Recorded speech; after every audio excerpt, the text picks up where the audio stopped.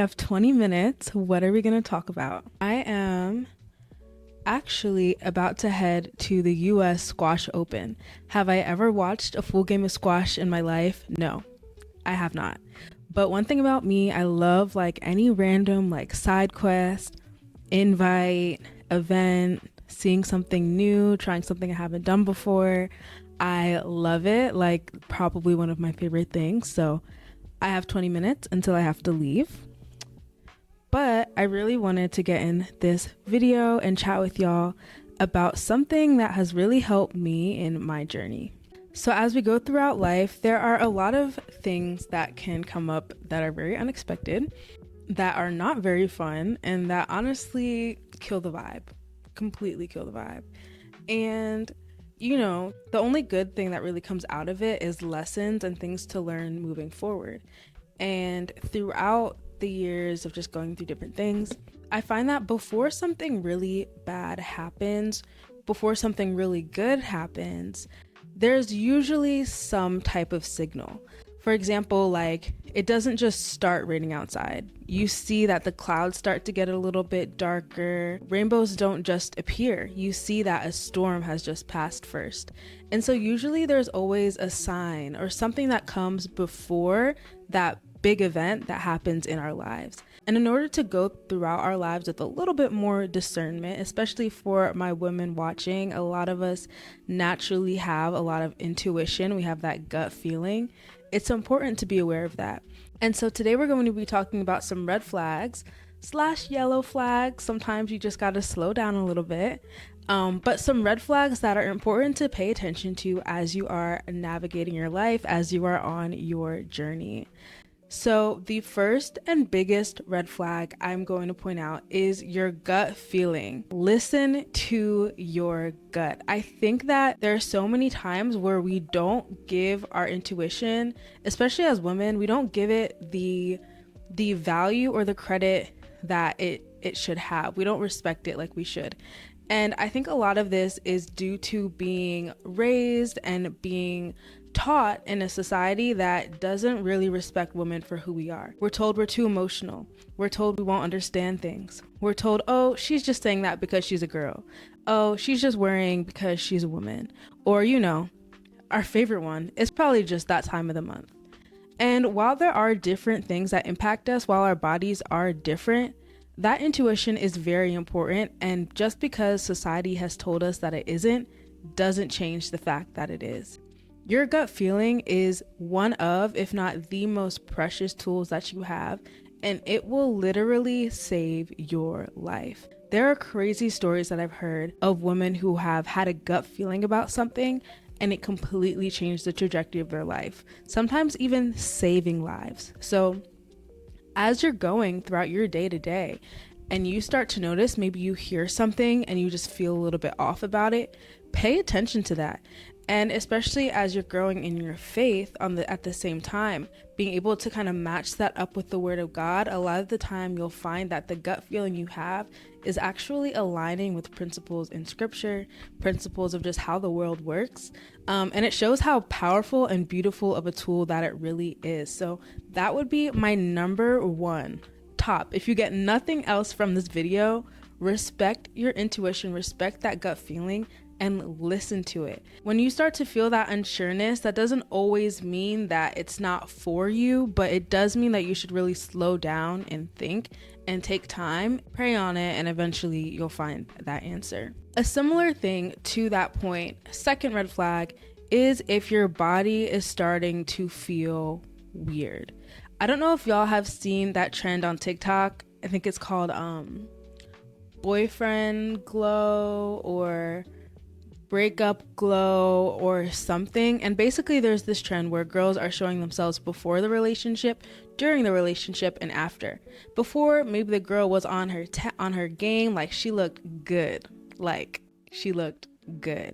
And then during this bad toxic relationship, she just starts to look bad, whether that's because she's not at a weight that she wanted to be at. Maybe her face is breaking out, like her hormones and the stress is just off and it's showing. And then after the breakup, she gets right back on her game and she looks good again. Conversely, maybe before the girl was looking good, but if the relationship was healthy and helping her grow, now she looks even better.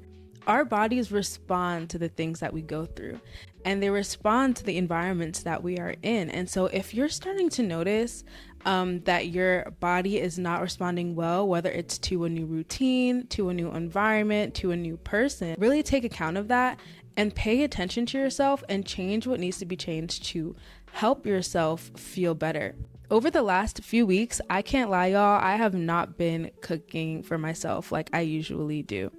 I haven't, and my body can feel it. So things like that, like notice when that happens and you need to change them. Maybe you've started a new job, maybe your classes are really, really difficult in this season and you are getting stressed out and it is showing in your face.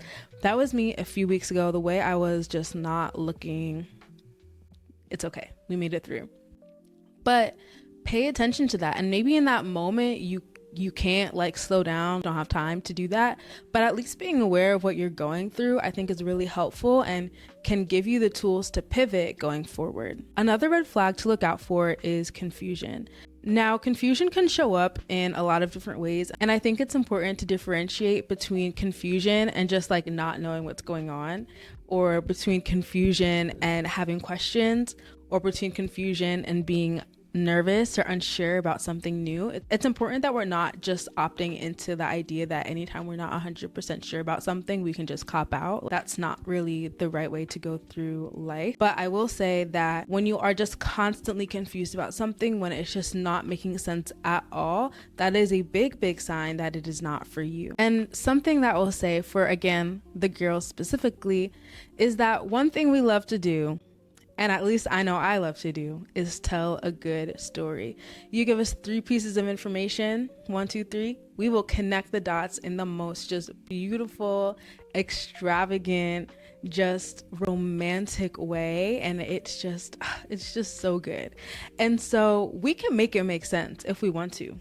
We can girl math our way into things. And I think we joke about the girl math trend, but really our innate ability to connect things together and to make life and to make stories out of things. And it's funny when you apply it to finances, but it is a powerful skill that we have. Again, something that we should respect about ourselves.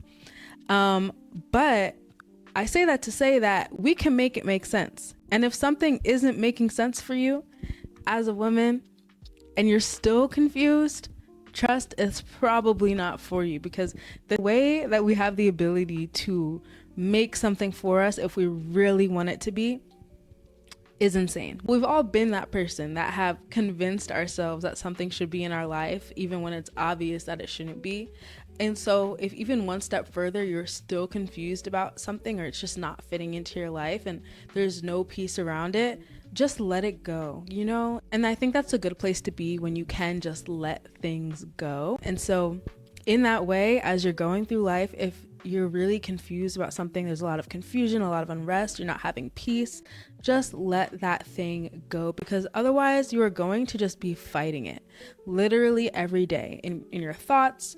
In your actual life, you are going to be fighting against this thing that you are forcing to stay in your life, when you could just let it go and be at peace. Another red/yellow flag to look out for is this thing honoring or disrespecting your value as a person. As humans, we are dealing with other humans and we are all flawed. And so there has to be grace for that and grace for each other.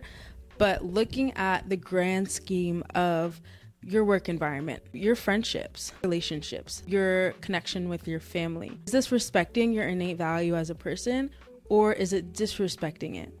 And I think this is so important, because the things that we tell ourselves over and over and over again end up becoming typically what we identify with. And if you are putting yourself and allowing yourself to stay in situations where people are telling you, treating you, or acting like you are unworthy of respect, then that mirrors what you truly believe about yourself.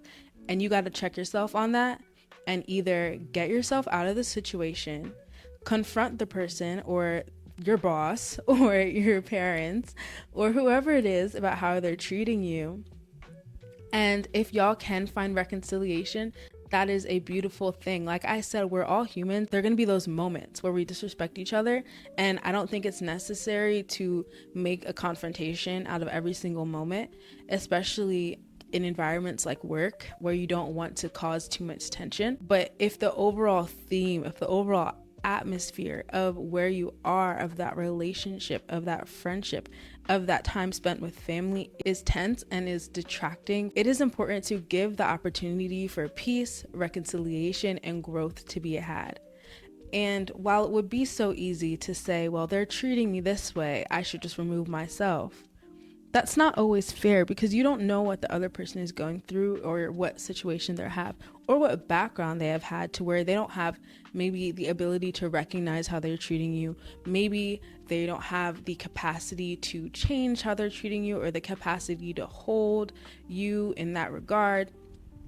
And while that is good to take note of, you can still have peace and growth inside of that relationship. And that comes by making the space to have conversations and bring to light what you are experiencing. And it can be a really beautiful thing where it can bring you closer. Of course, there are going to be some situations where maybe like whatever happened is just so blatantly like not for you. You have to remove yourself. But I think that it is important to give opportunity for that growth and to be able to identify what situations are helping you and hurting you. I think this goes back to, there was a video by another YouTuber that I love, Leah Alexander, and she was talking about being the nice girl and how a lot of times that can end up getting you hurt. And I know in my own life, I think yes, in the idea of romantic relationships, but I've seen it more consistently in platonic and professional relationships. You're not confrontational enough about those, it can end up just mirroring and reflecting how you feel about yourself. Once I noticed that and actually started being more confrontational, my friendships got closer, I built stronger relationships in the workplace, I was getting better feedback, and I just found overall that I felt a lot better internally and a lot more secure in my relationships. And so I say that specifically to those people who are nervous about saying how you really feel, or maybe growing up, maybe you didn't feel that your opinion was actually valid or could really be trusted as quote unquote right, that the people who are for you will be able to have these important conversations with you as you learn to honor the worth that each other has together. It is a journey that goes both ways. Respect always goes both ways. And relationships always go both ways, whether it is a relationship with your coworker, your boss, your mom, your sister, or your boyfriend. Like, things are always going both ways. And so it is important that you are not the dead weight in the relationship because you're not bringing anything to light. My recording system is dying and I have 5 minutes before I have to leave. And so the last piece of advice, the last red flag, yellow flag, is if there is nothing in your life that is making you feel alive. I think this is so important. I was talking about this with my parents the other week, but I think especially for us women, we have so much inside of us, so much potential, so much excitement, so much that we can do. And it can be very hard because we can get very stuck in routine and not feel that we have the opportunity to really explore, enjoy, create. And so if you're looking at your life and there's nothing that you have to really look forward to that you genuinely enjoy, really take time to slow down and see how can you make space for it. And I say this specifically because when you are doing that, I promise it will impact how you show up everywhere else. You're gonna show up better for your family when you have things in yourself that are satisfying you. You're gonna show up better at work when you have a purpose outside of it. You're gonna show up better for friends when you also have something exciting to talk about and bring to the table. You're gonna show up better in relationships when you can find that shared interest and when you can see that both of you have a shared passion.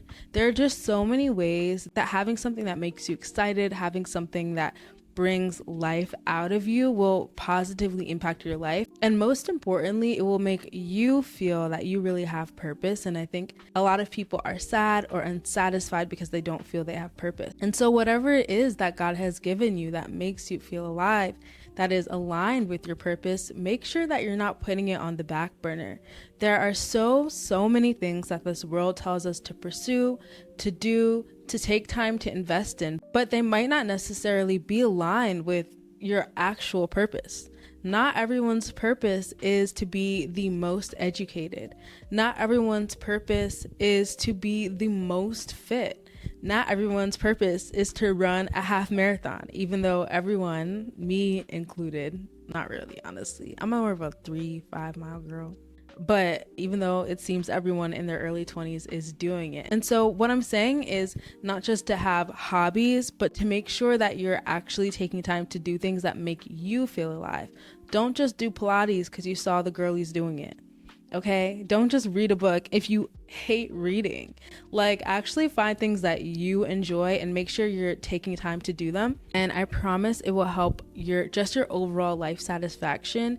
And even though that thing might change with time, you might have some redirection, at least in this present moment, you will be maximizing your time, your energy, and your space. I would love to stay and keep chatting with y'all, but I have to go, which is so sad. This has been fun. But I really hope that you enjoyed this video. I hope that it was helpful for you. If you have any thoughts or any other red/yellow flags that you've realized throughout your life, please put them in the comments down below. Again, don't forget to like, comment, subscribe, share if you think this would be helpful for someone else, and I will see you next time. Bye.